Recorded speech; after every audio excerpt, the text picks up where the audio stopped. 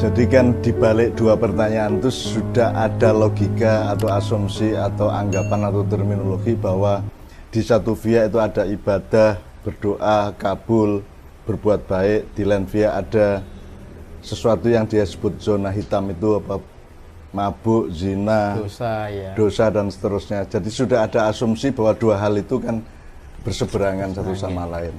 Jadi sebenarnya dia dua penanya ini sudah tahu jawabannya, sudah tahu jawabannya karena Anda tahu bahwa itu kan semacam persenyawaan kimia ya. Jadi kalau unsur A itu nggak bisa gabung sama unsur B. Misalnya ada, kalau asam sulfat berarti H2SO4, kalau NH3 berarti natrium trioksida misalnya gitu ya. Itu kan ada persenyawaan atau gabungan-gabungan atau perjodohan di dalam kehidupan yang Allah sudah tentukan dengan sunnahnya. Nah, demikian juga mabuk, zina kan tidak kompatibel dan tidak bisa bersenyawa dengan sholat, berbuat baik dan seterusnya kan begitu. Nah, Anda kan sudah tahu itu. Semua dua pertanyaan tadi sudah mengandung pengetahuan tentang dikotomi antara dua hal itu. Jadi sekarang yang butuh bimbingan bukan saya membimbing Anda, yang ada adalah Anda membimbing diri Anda sendiri. Anda sudah tahu kok. Sudah tahu kok. Nek saka aku ya kuwi karepmu piye? Nek aku ngomong kan ada dua jawaban dari saya kalau saya dipaksa menjawab.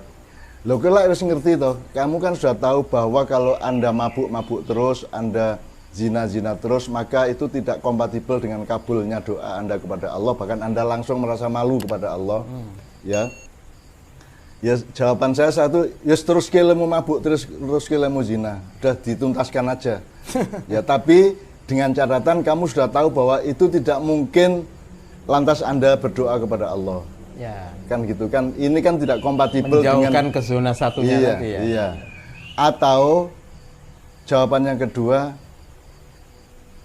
ya kamu kendalikan dirimu untuk ke salah satu zona tadi. Anda mau kendalikan dirimu ke zona putih atau sekalian ke hitam sekalian, gitu. Jadi terserah Anda, itu keputusan Anda. Jadi saya tidak bisa jawab. Saya tidak bisa bimbing, wong Anda sudah tahu logikanya kok. Gitu. Sudah tahu. Tinggal mempraktekkan yang mana yang tidak rasional adalah kalau Anda terus mabuk, terus zina, tapi terus mohon, terus berharap doamu dikabulkan dan Allah baik sama kamu, kan tidak masuk akal. Wong kowe bendino mambutai ora tau adus kok arep yang-yangan, ayo mesti ra entuk yang kan gitu kan. Gitu. Kan begitu. Jadi kan Anda sudah tahu logika dasar dari kehidupan bahwa dua zona itu tidak bisa dipersatukan. Tapi memang secara umum dalam akhlak masyarakat memang ada wilayah kelabu, yaitu bercampur antara hitam dengan putih tadi itu ya. Dan ini masalahnya memang hitam putih. Cuman di masyarakat kita kan banyak kasus-kasus yang agak lebih samar, agak lebih mendalam, agak lebih membutuhkan elaborasi pemahaman mengenai akhlak, akidah dan seterusnya secara lebih mendalam. Di situ maka terjadi kelabu-kelabu tadi itu. Mungkin ada panduan latihan Mbah Nun untuk dua kawan kita itu untuk misalnya memilih ke zona yang doa dengan dekat dengan Allah tadi itu, melangkah ke sana itu ada riadohnya mungkin yang perlu dilakukan. Di Ma'iyah kan saya sering menjawab atau ngasih tahu anak-anak jamaah ya. Anda mau jadi pendekar apa mau jadi orang biasa-biasa aja? Kalau Anda mau jadi pendekar, Anda lakukan yang Anda tidak sukai atau Anda tidak lakukan yang Anda sukai. Itu satu jenis riadoh. Jadi saya suka mabuk, tapi mulai hari ini sampai tanggal sekian saya tidak akan mabuk. Nah, Anda memaksa diri Anda secara radikal sehingga Anda akan menjadi manusia yang lebih kuat, lebih tatak, lebih hebat daripada sebelumnya kan begitu. Nah, terserah Anda mau melakukan itu apa tidak. Tapi kan kalau rumus dasarnya di Ma'iyah kan, lakukan sesuatu yang Anda tidak sukai atau jangan lakukan yang Anda sukai. Mudah-mudahan Allah akan menciptakan proses keseimbangan dalam diri Anda dan membuat Anda teguh untuk memilih sesuatu yang kompatibel dengan Allah kan begitu. Ya riadohnya itu misalnya ini, sing enteng-enteng sih, saya suka lagu X, tapi saya tidak mau mendengarkan lagu X ini selama 1 bulan. Itu kan riadoh namanya, itu kan berlatih, melatih psikologi kita, melatih batin kita. Tikus ya. Dan saya sering melakukan itu. Makanya saya kan suka jamu sepahit apapun saya minum. Kenapa? Karena urusan saya bukan rasanya di mulut dan lidah. Urusan saya adalah bahwa jamu ini akan menciptakan proses penyehatan tubuh saya. Maka saya minum jamu. Artinya melihat fokus yang prinsip dan esensial. Iya. Jadi makanya dunia kuliner ini kadang-kadang memang mengacau keseimbangan hidup manusia, karena kuliner itu kan urusannya enak apa tidak enak, sedep apa enggak, nyamleng apa tidak, nyos apa tidak nyus apa tidak nyus, kan gitu kan. Padahal urusan kesehatan kan bisa terbalik. Ini ndak enak maka sehat, ini enak maka tidak sehat. Makanya sekarang yang sakit gula menjadi tidak bisa menikmati nikmatnya gula, yang sudah terancam oleh garam sekarang tidak bisa menikmati garam dan seterusnya. Itu Anda dipaksa oleh keadaan tubuh Anda. Nah, sekarang Anda yang memaksa tubuh Anda. Lakukan yang terbaik meskipun tidak enak. Lakukan yang paling sehat meskipun tidak enak.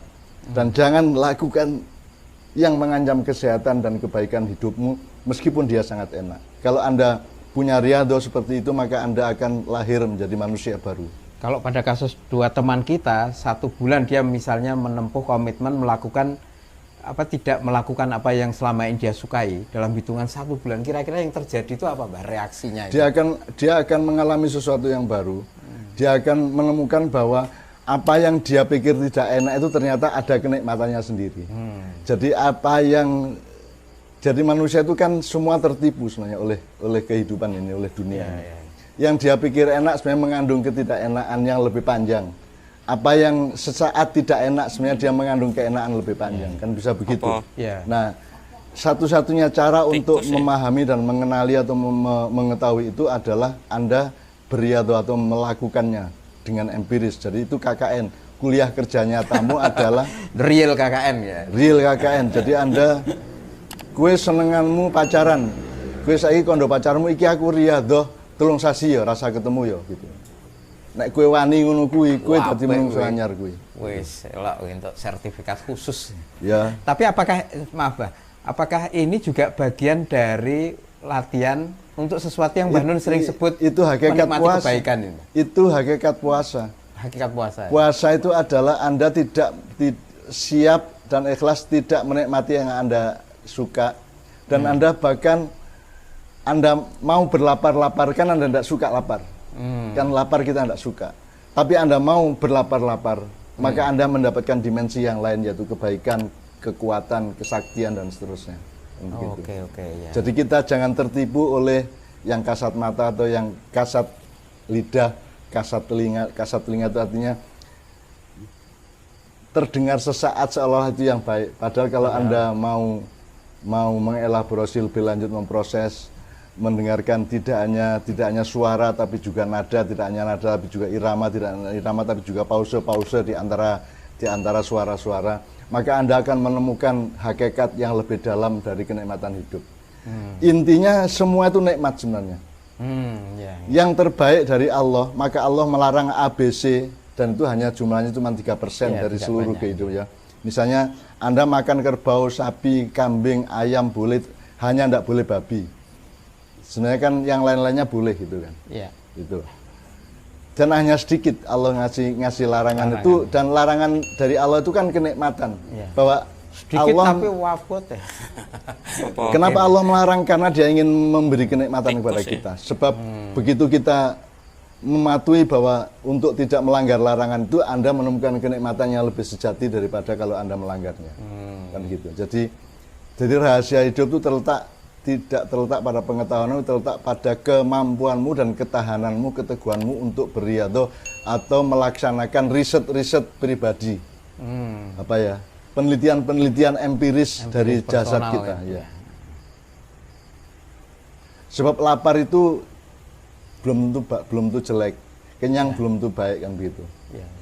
Dan saya 50 tahun sejak saya SMP sampai sekarang itu kan mengalami, sengaja atau tidak sengaja, berriyadhah atau tidak niatnya, tapi pokoknya saya mengalami seluruhnya itu ulang alik tidak karu-karuan. Jadi misalnya sekarang Anda punya motor, sekali-sekali Anda niati tidak pakai motor seminggu.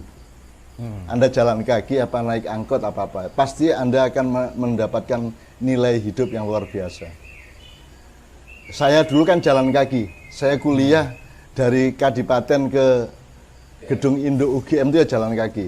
Cak Mif, kakak saya itu juga jalan kaki sepanjang 3,5 tahun ke Fakultas Farmasi dari Kadipaten. Kadipaten Aduh, UGM jauh loh. belum ada call kampus, belum ada angkot, belum ada angkutan-angkutan itu.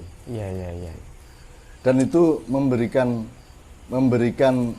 apa ya, makna hidup yang luar biasa yang Anda sekarang coba jalan sampai 1 kilometer, Anda pasti berubah hatimu, pikiranmu pasti ada sesuatu yang baru. Terus melakukan wes nek Artinya ada saat-saat di mana kita perlu meninggalkan apa yang menjadi kebiasaan atau mungkin kesukaan itu ya untuk mendapatkan itu kalau view yang baru. Riyadhah atau metode yang radikal untuk mengolah kekuatan diri kita adalah Anda bertindak radikal seperti itu. Anda tidak makan yang Anda suka dan Anda makan yang Anda tidak suka. Ya? Atau Anda tidak melakukan kepada diri sendiri. Iya, tapi tidak boleh radikal kepada orang lain. Ya. Radikal kepada diri sendiri. Saya sangat radikal kepada diri saya sendiri. Oke. Terima kasih Mbak Nun. Ini